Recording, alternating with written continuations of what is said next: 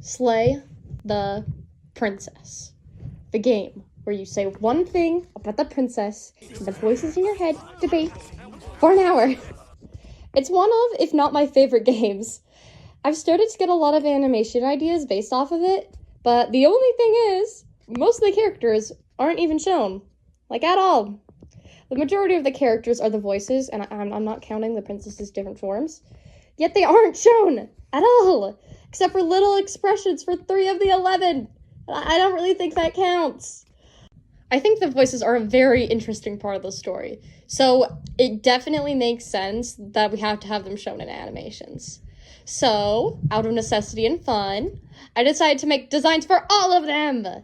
I also decided to do bonus ones for the narrator and the long quiet, because I thought, you know, they're vague enough, I can take some artistic license. Also, I have some ideas that I think really fit them. I did use a lot of, they said this, so I'm making them like this, or they did this, so I'm not making them like this.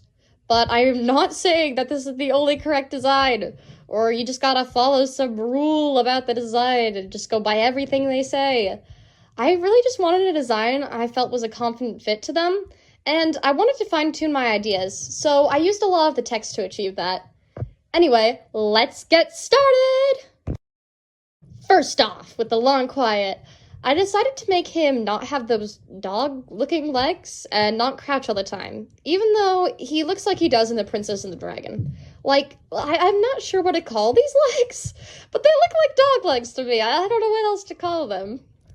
My reason for doing so, taking them off, that is that I wanted to make him seem less of a monster, since, I mean, we play as him, and he's just a little guy. He's just a little guy. I do really want to make it like the game, but vibes!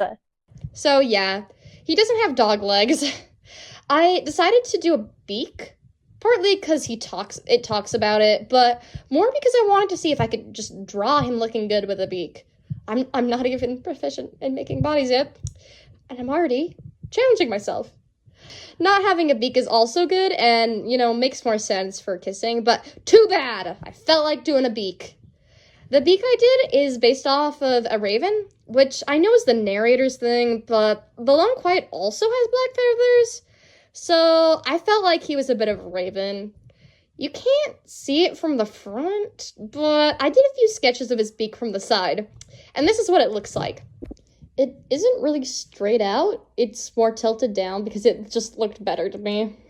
Also, if you're wondering why I did the arms and legs about 1,000,000 times, it's because I'm trying to get better at my art and I really was not satisfied with how they were looking. But in the end, I think it turned out really good.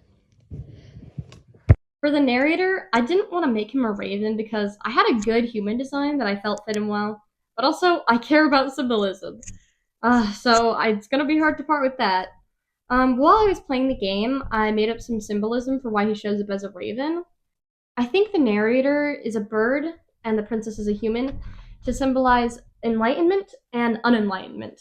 Humans are seen as smarter than, regular animals, so when applying that to a god, they made humans shown as animals and gods shown as humans. In my symbolism, the long quiet is in the middle of the two, having a human perspective, so he kind of looks bird-like, but also having a god's, so he looks like a human as well. Now I'm just gonna ruin that symbolism by making the narrator a human design.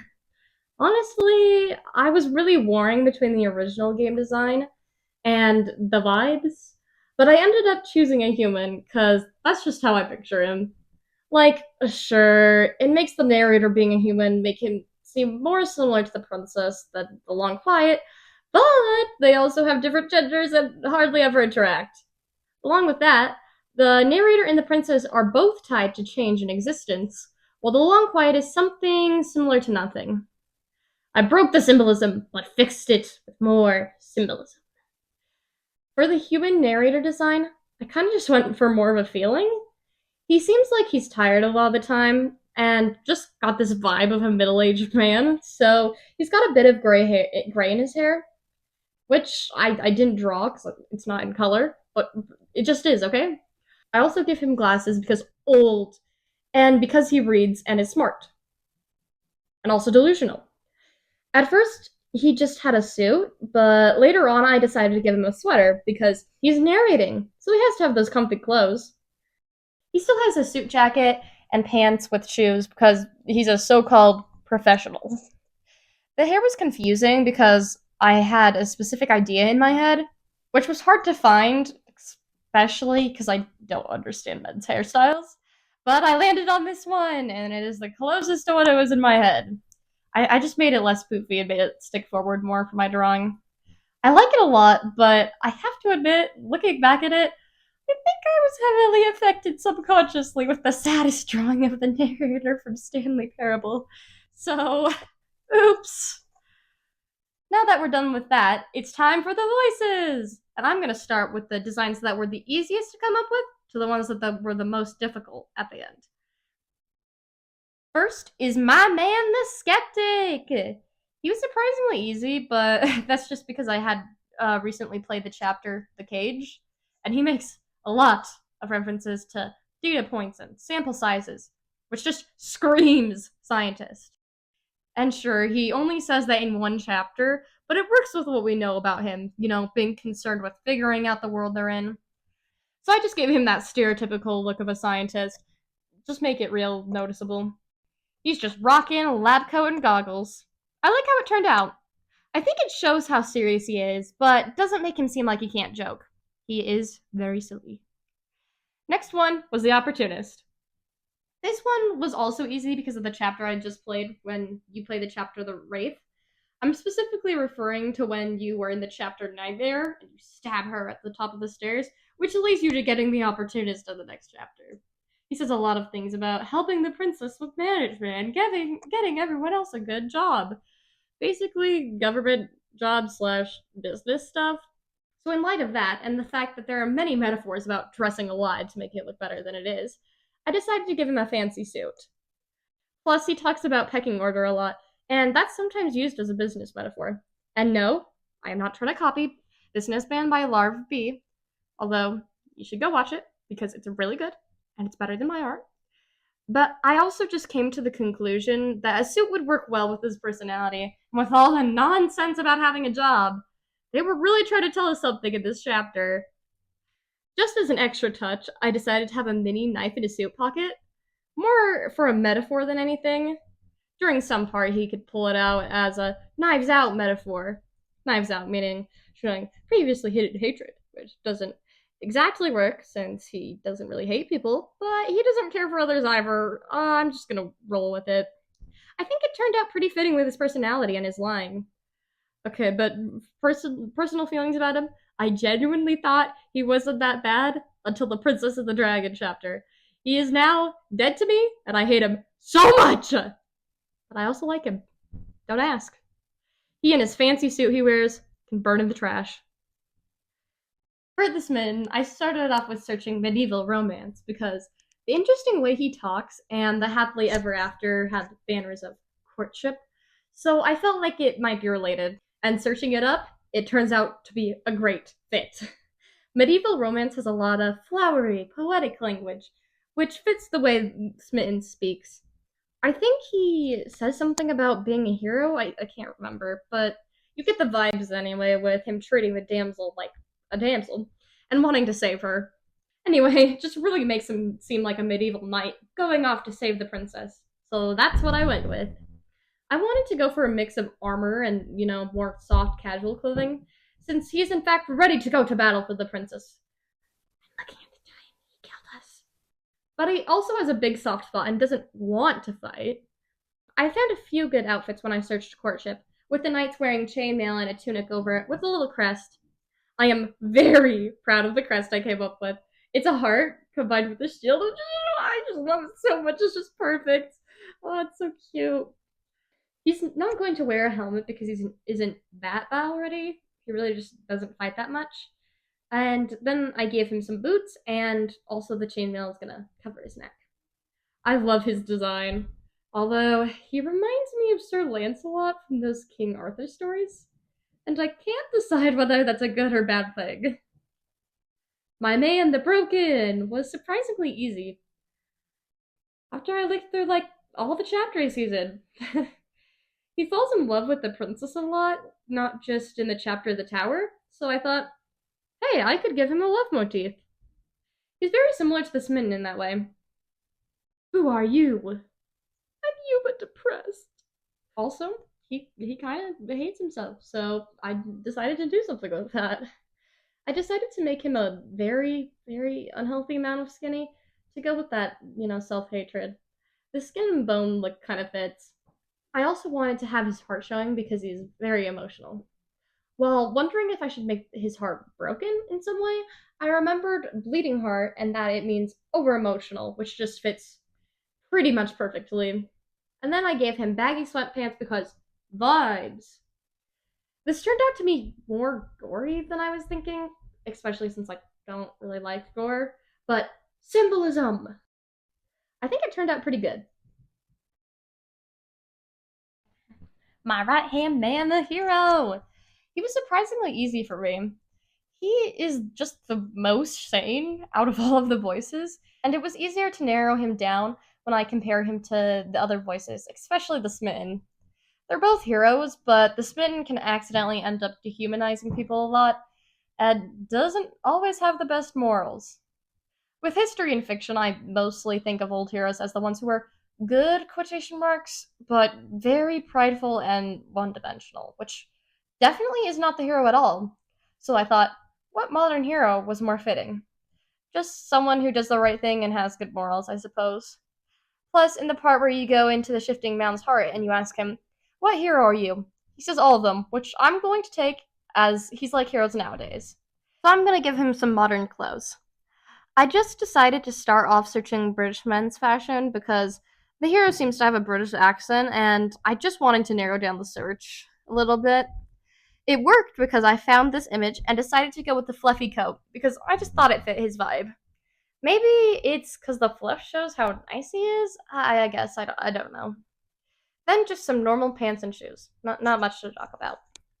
I've seen most people who have drawn their hero have drawn him like a knight, which makes a ton of sense since it fits with the princess. And that might mean that people will heavily disagree with my mental interpretation of him, but this is just what he makes me think of.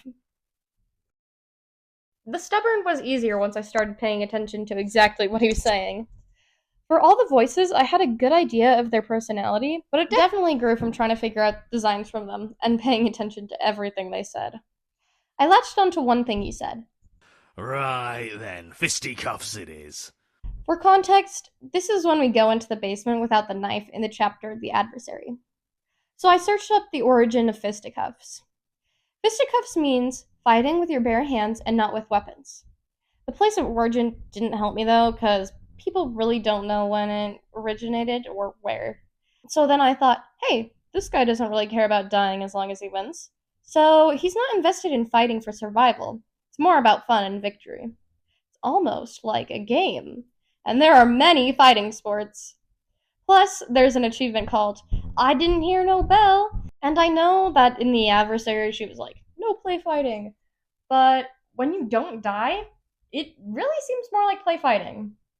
I mean, they still get injured, but they don't die.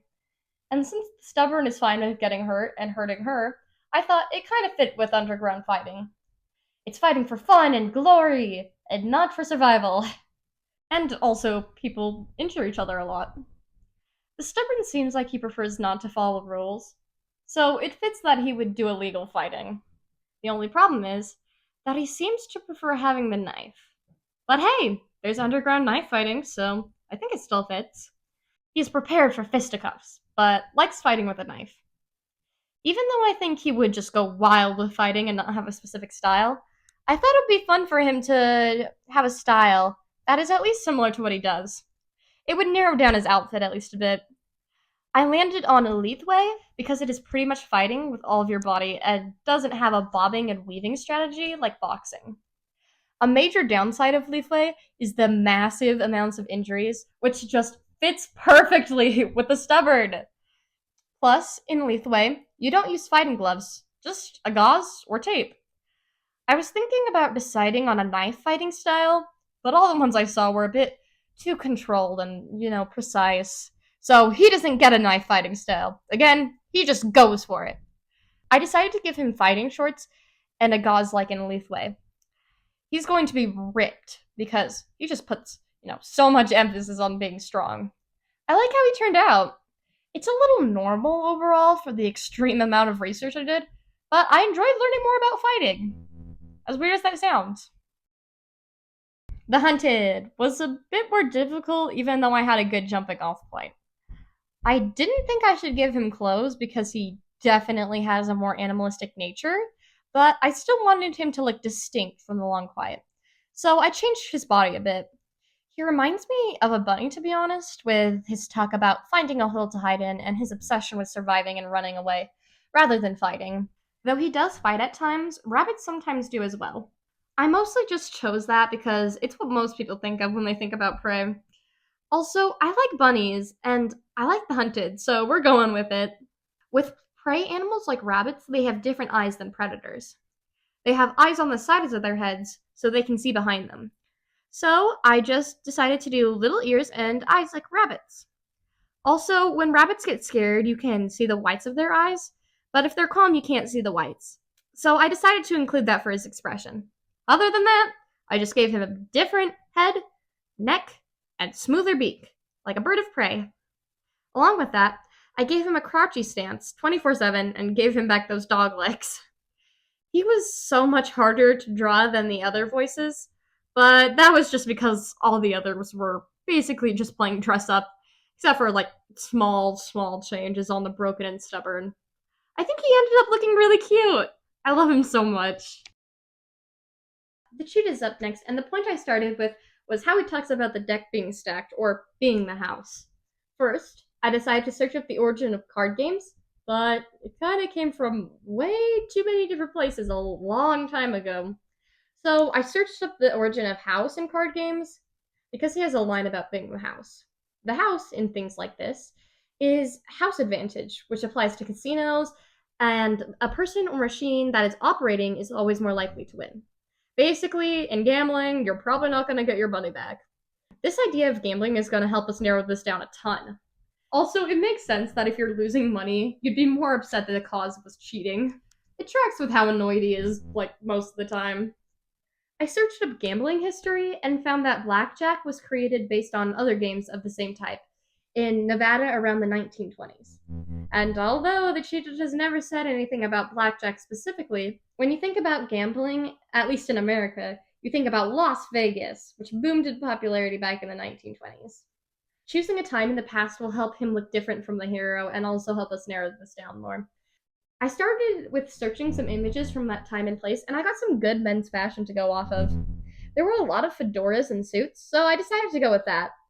I didn't want his suit to look like the Opportunist, so I kind of just reduced it to a tie and a suit jacket, which I eventually turned into a vest because he just looked too serious in a suit.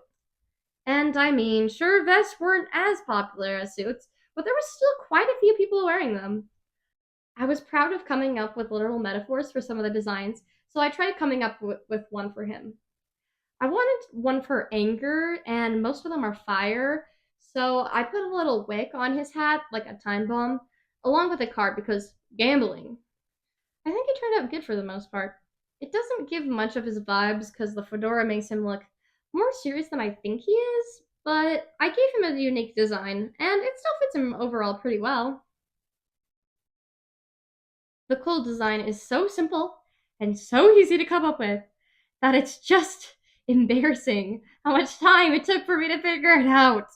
I wanted to give him a unique design because he talks about how special he is in the moment of clarity. But the problem with that is that he doesn't really have anything over the top about him, other than he just doesn't care, which does not work. I first decided to search up unfeeling characters, looking for ones that were really recognizable, but there weren't really any except for that one trope of those oh so cool, unfeeling anime characters. And I saw one with a white button up, so I considered that for a while, but then I was just like, not really. I was also considering metaphors. I was thinking I could do something with his heart like I did with the broken, maybe encased in stone, but I think that was still showing more of his heart, which would defeat the point even if it shows he has a heart of stone. I was considering something cold about his design, The only thing I could come up with at the time was frost on his feathers, which would not even show up in the drawing. So, after agonizing it for a long time, I went, wait, can't I just encase him in a block of ice? Yes, yes, I can. That's what I did. Now, sure, I wasn't up to the idea at first because it's just way too simple. But I mean, hey, it's unique. Other than that, I just took away his wings and changed his ears a bit. He really is just too simple for how long it took for me to come up with his design. It's good, not really interesting or really anything to write home about, though. The paranoid was one of the hardest to deal with because I could not come up with a good jumping off point for a while. At first, I was thinking about how he wanted to hide in the nightmare, which made me think of camo, to which I was like, nah, which is funny because that's what I ended up doing. I searched up recognizable paranoid characters, like I did with the cold, and I could not find anything distinct enough. The only real idea I had was a memory of a cartoon I watched, where someone was ice skating while being covered in pillows so they wouldn't get hurt. I don't even know what cartoon it's from. I like searching it up, I could not find it. But I remember it was a thing, and it's something the paranoid might try to do. I didn't decide to cover him in pillows, though, since that's a little ridiculous. Also, it would make it harder to run away, but at least I had a single idea. I told my friend about it, and he gave me an idea. He said that the paranoia reminded him of that one Gravity Falls short, Hide Behind, where Dipper is wearing the vest covered in mirrors, which is a great idea, only I can't exactly copy it because, again, over the top, and would protect him less than the pillows. Plus, none of the voices, like the mirror. With those two ideas, though, I can narrow down his clothing to something that protects him, which is vague, but it's a good place to go off of. And so, I looped back around to the camo because now that I think about it, it protects him and also isn't over the top or stops him from running. The only thing was, I don't think it offers enough protection, and it's a little bit boring. But then I saw some pictures of bulletproof vests with the camo, which just works perfect with the protection thing, and I can add bulletproof pants with that. So I gave him a camo hoodie, which, I mean, you can't really see that it's camo since it didn't look good when I drew on it. But you get the point along with the bulletproof vest and the pants, plus a scarf because vibes. He turned out super cute, I think, so it was worth all the agonizing. Now, finally, the last and hardest voice for me to do was the Contrarian, which doesn't make sense, but it was. Looking at his dialogue when he says stuff like, go with the flow, it made me think he's more modern, but the only modern stereotypes of people he fits with is a class clown or a gamer, and both of those are not recognizable enough. He would basically just be wearing normal clothes. My second idea was just ridiculous clothing that doesn't make any sense and or might annoy people, but there's just too many options. Seriously, like search it up. So many runway outfits, oh my gosh. My third idea were those mischievous D&D characters that are in a lot of games, or just some well-known mischievous characters. I was searching up mischievous characters in mythology, and I found that ravens in Native American tribes in the north coast of North America were seen as mischievous troublemakers. I was really excited about that since we're basing the Long Quiet off of Raven, but then I thought the Contrarian does not give me Native American vibes, like whatsoever. And I just started thinking mythology wouldn't be a good fit in general.